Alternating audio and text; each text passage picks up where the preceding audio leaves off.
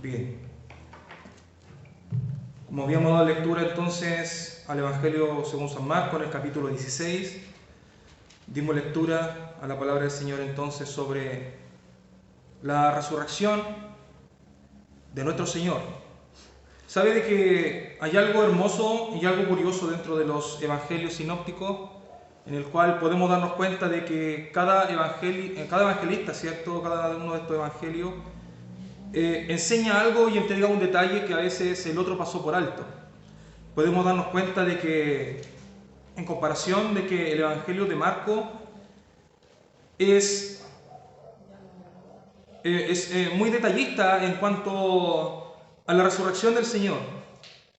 E inclusive habla, hermanos, cuando le dice ir y vayan también a Pedro. Podemos ver nosotros de que el Evangelio de Marcos fue escrito por Juan Marcos, ¿cierto? El cual se dice que había sido discípulo del apóstol Pedro. Y mediante lo que Pedro le dictaba sobre los sucesos, Marcos lo escribía. Juan Marcos no tuvo, no compartió físicamente con nuestro Señor, por lo tanto, ¿qué podía haber escrito él? Pero podemos ver, hermanos, de que lo que Juan Marcos escribió, este evangelio, fue específicamente lo que Pedro le enseñaba.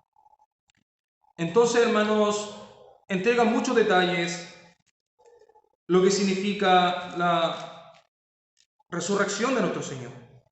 Dice, cuando pasó el día de reposo, María Magdalena, María, la madre de Jacobo, y Salomé compraron especias aromáticas para ir a ungirle.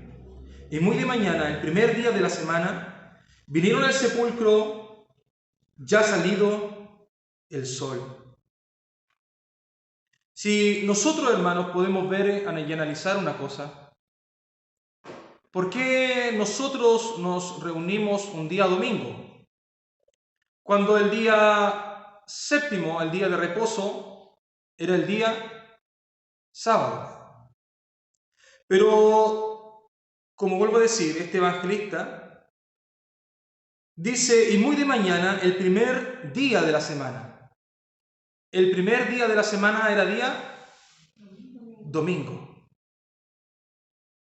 Por lo tanto, hermanos, vemos de que este acontecimiento de la resurrección de nuestro Señor ocurre un día domingo. Por eso, hermanos, que nosotros festejamos ese día. Pero ojo, nosotros no somos dogmáticos ni tampoco somos ortodoxos en el sentido de decir, es el día domingo el día del Señor. Porque para algunos el día del Señor, por la ley, es el día sábado. Pero ¿a qué es lo que voy, hermano, en cuanto al dogma, no ser dogmático? Es que, ¿qué es lo que le ocurrió al pueblo de Israel que respetaba el día de reposo? El día de reposo ellos santificaban sus vidas, ellos traían su ofrenda, traían su sacrificio de expiación y se presentaban en el templo para entregar todo lo que el Señor les pedía. Claro, ellos cumplían la ley y guardaban el día de reposo, claro que sí. Pero el día del resto de la semana, ellos no lo guardaban. ¿Y qué es lo que aconteció, hermanos? Que ellos fueron condenados no por guardar el día de reposo. Ellos fueron condenados por no aplicar la enseñanza de Dios en el resto de los días de la semana. Ahora, ¿podemos entonces nosotros decir de que solamente uno es el día del Señor? No. Lo que el Señor siempre dio a entender de que Él es el Señor de todos los días. Él es un Dios que ve lo que nosotros hacemos en nuestro trabajo. Él es un Dios que ve lo que nosotros hacemos en nuestros hogares. Él es un Dios que ve cómo nos comportamos en la calle. ¿Qué sacamos nosotros con guardar solamente un día y santificarlo para el Señor? Y el resto de la semana hacer como que no tuviésemos un Dios. Por esto el pueblo de Israel fue condenado. Porque ellos solamente dedicaban un solo día. El resto de la semana lo vivían en hipocresía. Ahora nosotros entendiendo también esto, y bajo este mismo contexto y esta misma enseñanza, nosotros tenemos el día domingo como el día del Señor, como el día de la resurrección de nuestro Dios. Pero nosotros no separamos el resto de la semana, sino que nosotros decimos que todos los días son en consagración para Dios. Y así debe ser. Inclusive hasta el día de hoy hay religiones que son extremas en esto y enseñan que solamente el sábado se debe adorar, que solamente el sábado se debe consagrar. Pero no es así. Todos los días debemos de consagrarlo. ¿Y qué mejor consagrar el día sábado por cumplimiento de la palabra del Señor y asimismo también el domingo, como resurrección del Señor? Y asimismo también el lunes y todos los días de la semana vivir en consagración. Por lo tanto, tengamos cuidado. No seamos dogmáticos de decir un solo día, el sábado, y abrazarnos del sábado como el único día. Tengamos cuidado, porque hay un Dios vivo que vive el resto de los otros días y que ve todos nuestros actos. Por lo tanto, hermano, aquí habla sobre el primer día de la semana y dice que vinieron al sepulcro y ha salido el sol. Fíjese, ya había amanecido. Pero decían entre sí, ¿quién nos removerá la piedra de la entrada del sepulcro? Si bien es cierto, hermanos, el Señor había anunciado su muerte, si el Señor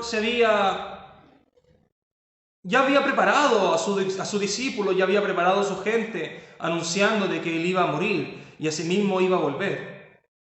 Pero fíjese en la postura en la que quienes rodearon a nuestro Señor, quienes recibieron esa enseñanza, no entendieron el propósito de Dios. Y tampoco creyeron, o tal vez no le tomaron la importancia del anuncio de su muerte. Y no tan solo de su muerte, sino que el anuncio de la resurrección. Fíjese de que estas mujeres, ¿por qué traían esta especie de aromáticas? ¿Cuál era la intención? Resulta, hermano, de que podemos ver de que esta tumba en la cual el Señor Jesucristo se encontraba, no era una tumba que se encontraba bajo tierra como nosotros la podemos ver hoy en día. Era una cueva, prácticamente, llamarlo así, puesta como una puerta, pero era una piedra tremenda. Yo creo que esa piedra inmensa lo hicieron entre muchos hombres para asegurarse de que el cuerpo no saliera. Esa era la intención. De hecho, las mujeres mismas estaban diciendo, ¿cómo vamos a remover esta piedra?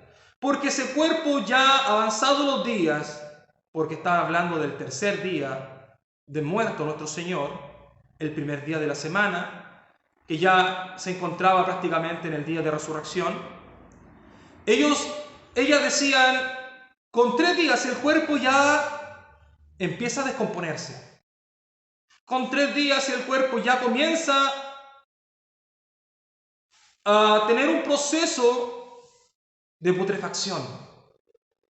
Por lo tanto, el cuerpo de nuestro Señor, nosotros no vamos a permitir de que la demás gente vuela esa pudrición, sino que nosotros vamos a poner especies aromáticas para cubrir algo, lo que sea, ese mal aroma. Por la mente de estas mujeres nunca estuvo encontrar la resurrección de Cristo, sino que ellas iban con otra mentalidad prácticamente de ungir el cuerpo del Señor para que no se sintiese el mal olor. El problema es que dentro de sus mentes ya iba la conversación de decir, pero ¿cómo lo vamos a hacer? Porque se nos es imposible. Tanto como hay un guarda que Roma puso y además hay una piedra inmensa, ¿cómo lo vamos a hacer? Y cuando llegaron allí, dice,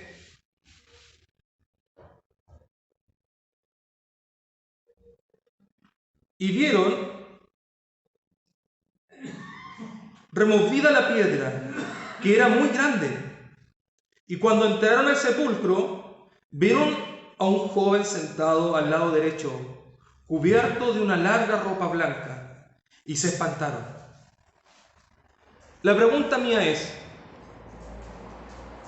si el resto de los evangelios siempre da ese detalle de que se dejaron unos guardias romanos allí custodiando esa tumba, pero estas mujeres, hermanos, acá no vieron a nadie. No había ningún guardia. Y además encontraron esa piedra removida. Y dice que entraron y miraron por la curiosidad. Yo me imagino, hermanos, que cuando vieron esos guardias lo que ocurrió, deben haber salido corriendo espantados, hermano. Espantados.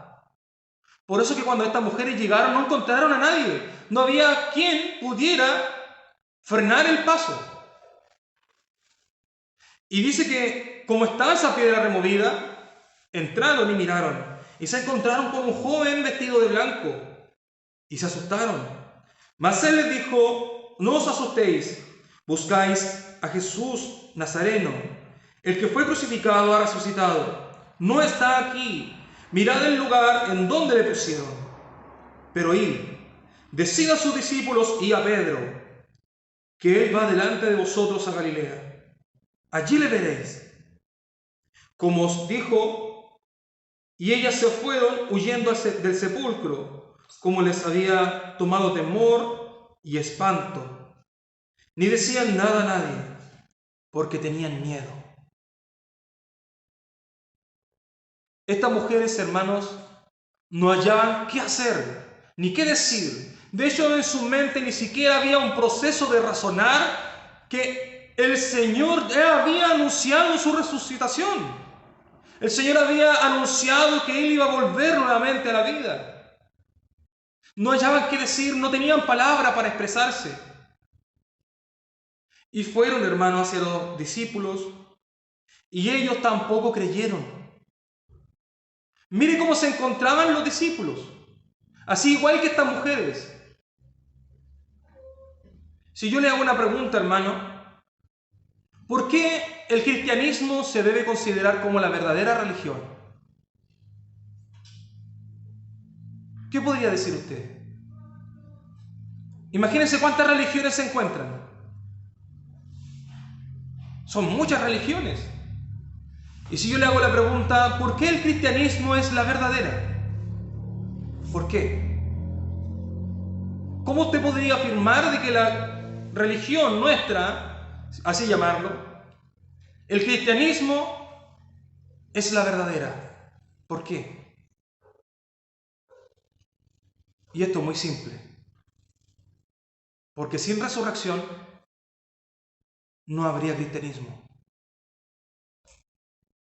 La resurrección de Cristo es lo que da la veracidad de su palabra. La resurrección de Cristo es lo que hace este libro, lo transforma en vida.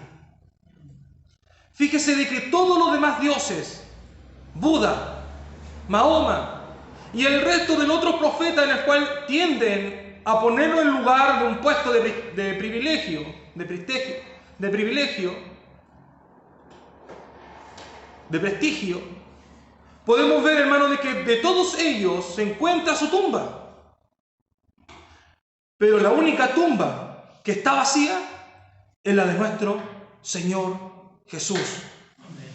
Porque Él había anunciado, no tan solo Él de su boca a sus discípulos, sino que su palabra anterior, más de 700 años antes, había profetizado su muerte y su resurrección.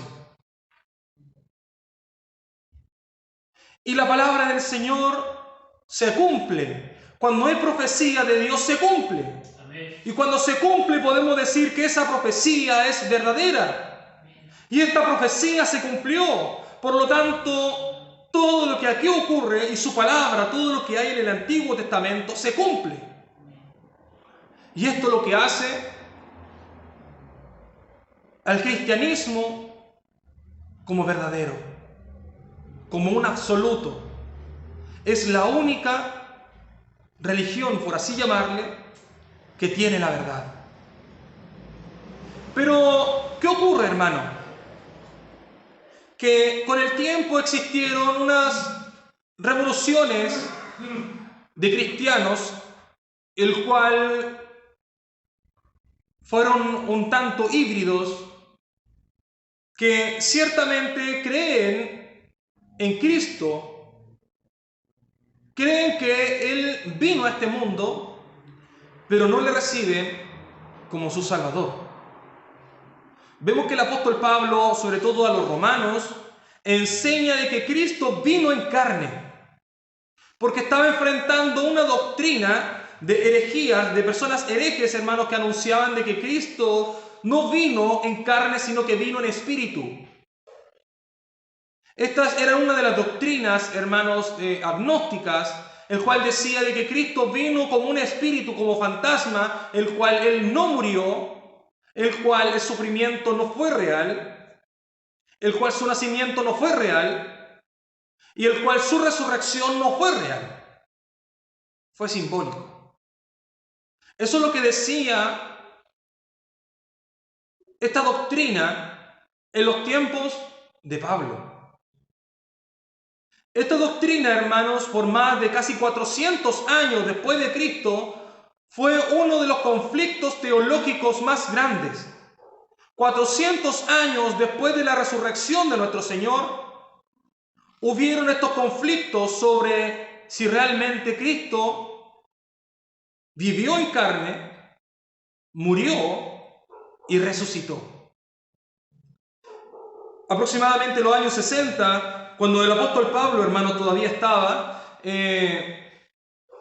decía: no ignoréis de que Cristo vino en carne. Y afirmaba esta doctrina, el apóstol Pablo afirmaba esta doctrina por la herejía que había.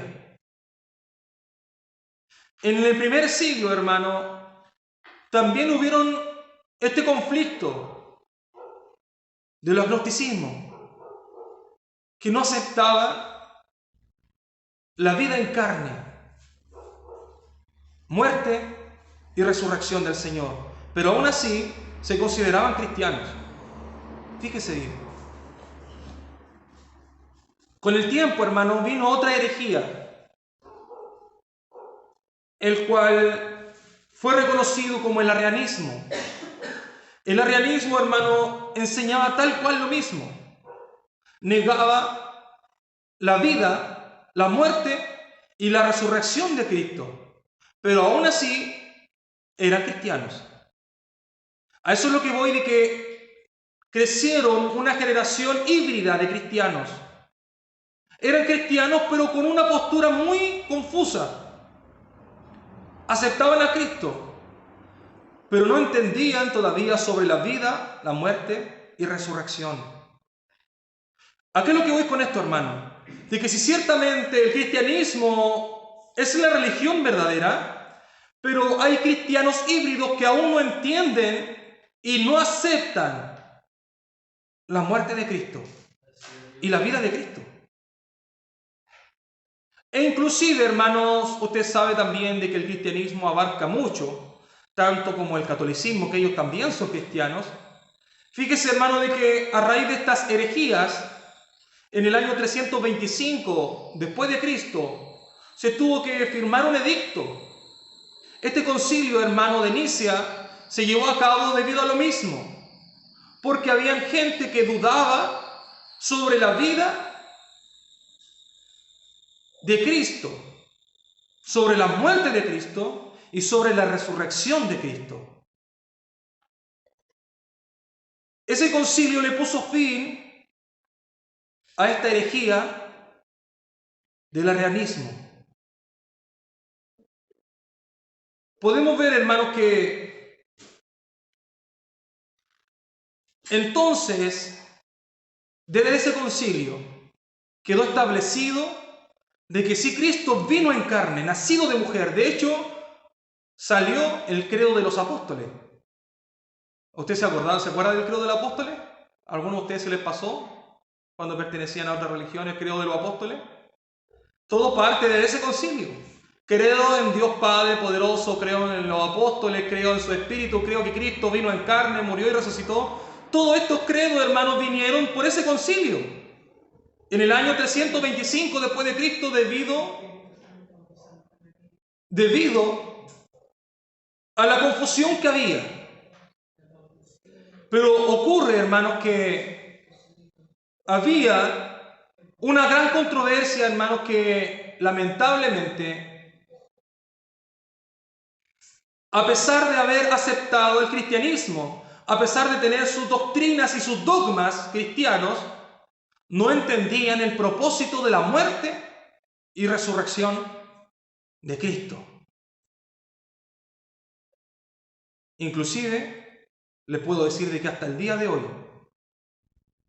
por más de casi 2000 y tantos años, estamos en el 2022, todavía esa religión cristiana católica no entiende ni la vida, ni la muerte y ni la resurrección de Cristo. No la entiende. Cito textual de lo que dijo el Papa actual y dijo estas palabras: no puedo entender cómo Cristo tuvo que morir y perder de esa forma. Esto va a quedar inconcluso para nuestras mentes, cómo un Dios poderoso murió. No lo sé por qué. Eso dijo el Papa. No entiendo por qué Cristo tuvo que morir y eso quedará en un misterio. Eso lo dijo él.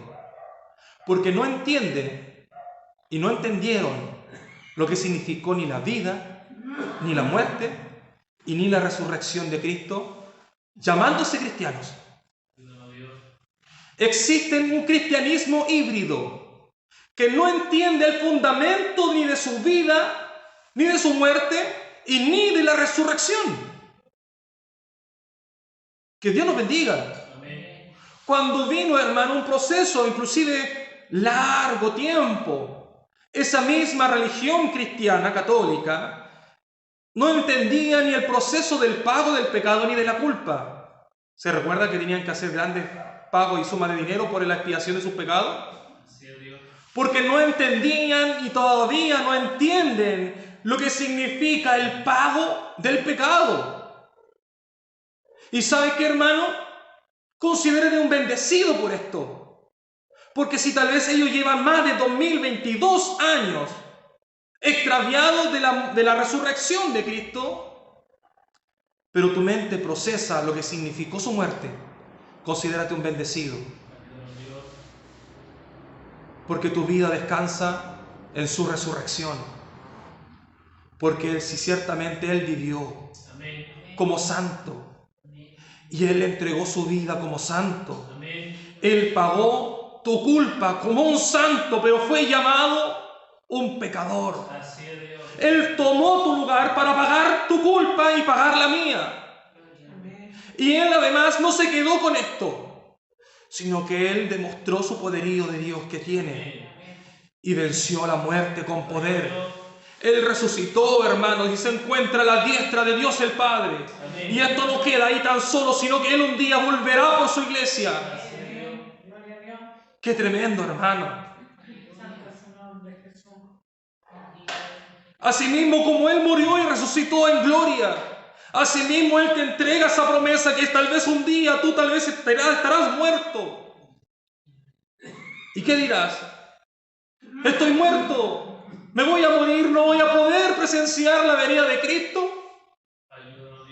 No, porque tenemos un Dios poderoso que te levantará. Amén. Te levantará, hermanos, de sobre el polvo de la tierra te levantará. Y tus ojos podrán ver a Cristo resucitado. Tus ojos podrán comprobar de que su palabra es real. Amén. Tus ojos podrán comprobar de que aquel que entregó tu vida, aquel que entregó su vida por ti, amén, como pago, tú lo podrás ver cara a cara. Y ya no lo verás como un sufriente. Ya no lo verás como un adolorido y como un pobrecito. Ya no lo verás como alguien que sufrió y padeció mucho y que lamentable mira la condición que se encuentra.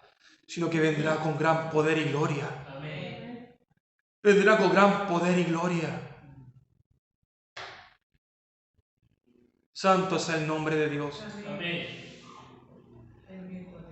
Atanasio, quien defendió la doctrina del Señor de su vida, muerte y resurrección, por exponer la palabra de Dios con veracidad, fue echado 10 veces.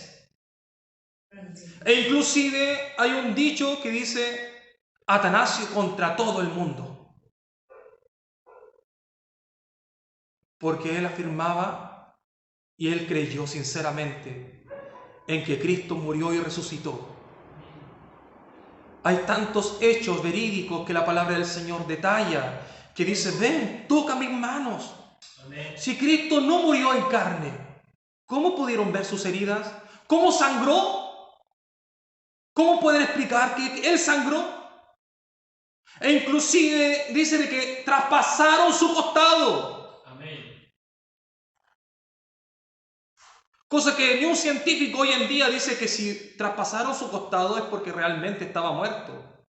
Porque también salieron con una doctrina híbrida de cristianos diciendo, Él nunca murió, Él se hizo el muerto. Él vino en carne, pero nunca murió. Y hay tantas doctrinas, hermanos, confusas y sectas hoy en día que aceptan a Jesús como el Cristo, pero no creen que la muerte de Jesucristo es suficiente para salvar el alma. Para nombrar todas las sectas que creen en Cristo y que le respetan. De partida, hermanos, hasta el musulmán cree en Jesucristo. Cree en Jesús, creyó en su muerte, pero no le recibe como su naturaleza divina. No lo acepta como Dios. Y así podemos ver casi la gran mayoría. El judaísmo hoy en día, algunos dicen sí, vino de verdad. Otros dicen no, es un cuento, es una leyenda. Pero hay datos históricos que aseveran que Cristo sí estuvo en la tierra. E inclusive, hermano, la palabra del Señor mismo detalla algo y dice, si 2 o 3 personas aseveran algo, ese testimonio es verdad. De hecho, esto mismo, hermano, la palabra del Señor dice de que cuando hay que llamar la atención a una persona, también habla sobre 2 o 3 testigos, porque cuando hay 2 o 3, allí hay una verdad. Si hay 2 o 3 personas declarándote lo que tú estás haciendo, tú puedes decir que estás mintiendo. No se puede. La palabra del Señor por eso habla sobre testigos de 2 o 3, porque ese testimonio se transforma en verdad. Y miren cómo nuestro Señor Jesucristo se presenta no tan solo a sus 12 discípulos para que ellos aseveren de que la resurrección fue algo real, sino que más adelante dice de que se presentó a 500 personas de forma simultánea. 500 personas pudieron verle directamente. ¿Cómo esas 500 personas pueden decir, fue mentira? Estas personas con sus propios ojos aseveraron de que Cristo resucitó. Y esto lo transforma en verdad. Y esto es una regla, una ley judía. Y a pesar de esta regla y ley judía, los judíos no quieren aceptar que Cristo resucitó de los muertos. Imagínense. Inclusive el apóstol Pablo lo anunció y él mismo dijo, miren, yo le estoy presentando a un Cristo de que nació, a un Cristo que murió y a un Cristo que resucitó. E inclusive se presentó a 500 personas de forma simultánea. Pablo lo dijo. Y si no me creen, estas personas están presentes hoy en día. Prácticamente queriendo decir, si no me creen a lo que estoy diciendo, vayan ustedes y pregúntenle. Porque estas personas están todavía presentes, que aseveran que vieron a Cristo resucitado. Fíjese usted, hermano. para todos aquellos que dudan sobre la vida, muerte y resurrección de Cristo, esto no es una historia, no es una leyenda. Esto no es algo que pudo haber pasado, quizás, quién sabe, sino que esto es algo real. Y es más, como ya lo dije, Él vendrá con gran poder y gloria. Y cuando Él dice, y todo ojo le verá, es para demostrarle a todas las naciones, tanto como creyentes y como incrédulos, de que Él sí resucitó. Para demostrarle en su cara, tanto como creyentes o ateos, tanto como fieles o herejes, tanto como la doctrina real y tanto como una doctrina híbrida, para demostrarle de que Él es real y Él está vivo. Amén. Él vive, hermano. Amén. Él está vivo. Santo es el nombre de Dios. Amén. Podemos ver, hermano, de que Él y su gloria y la gloria de Dios no fue tan solo para aquellos tiempos, sino que alcanzó nuestras vidas. Amén. ¿Quién iba a pensar que después de 2000 años el Señor nos iba a llamar? ¿Quién iba a pensar de que su Espíritu Santo nos iba a convencer? Cuando ya nos encontramos imposibilitados de poder ir a Cristo y doblas tus rodillas en arrepentimiento y fe, ¿a quién pones por el pago de tu culpa? A Cristo. Amén. Porque Él pagó, como hablábamos con mi hijo hoy día en la mañana, y yo le hacía esta pregunta, y él me decía, Cristo pagó los pecados pasados, mis pecados presentes y mis pecados futuros. Amén. Cristo pagó toda tu culpa. Así es, Señor. Cristo no pagó solamente el 10%. Cristo no te pagó solamente la mitad de tu vida. Cristo no pagó el 80% de tu vida. Cristo pagó todo. Amén. Cristo pagó todo, hermano. ¡Qué descanso tremendo tenemos en Él! Que Él ya y su pago está saldado. Así es. Ya no hay deuda con Dios.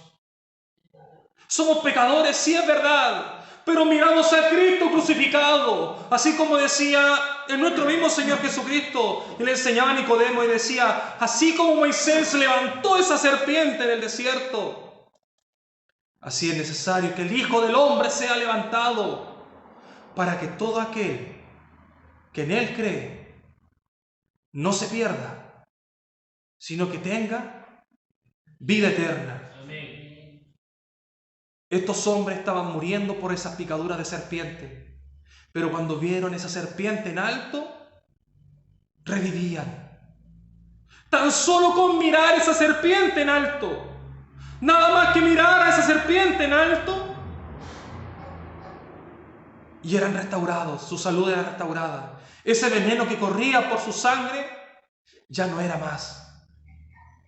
Cristo fue crucificado como una serpiente, fue puesto en alto como una serpiente. Sonará aberrante lo que estoy diciendo, pero no. Cristo fue puesto en alto como una serpiente. La serpiente, ¿qué es lo que era? ¿Un animal? Maldito. Así es. Cristo en la cruz, y la palabra del Señor dice en Levítico, todo aquel que cuelga del madero es un maldito. Y así Cristo dijo, así como Moisés levantó esa serpiente en el desierto, así es necesario que el Hijo del Hombre sea levantado. Amén. A Él lo levantaron como un maldito. A Él lo crucificaron como un maldito. Él se hizo maldito porque la maldición de tu pecado, de mi pecado, cayó sobre Él.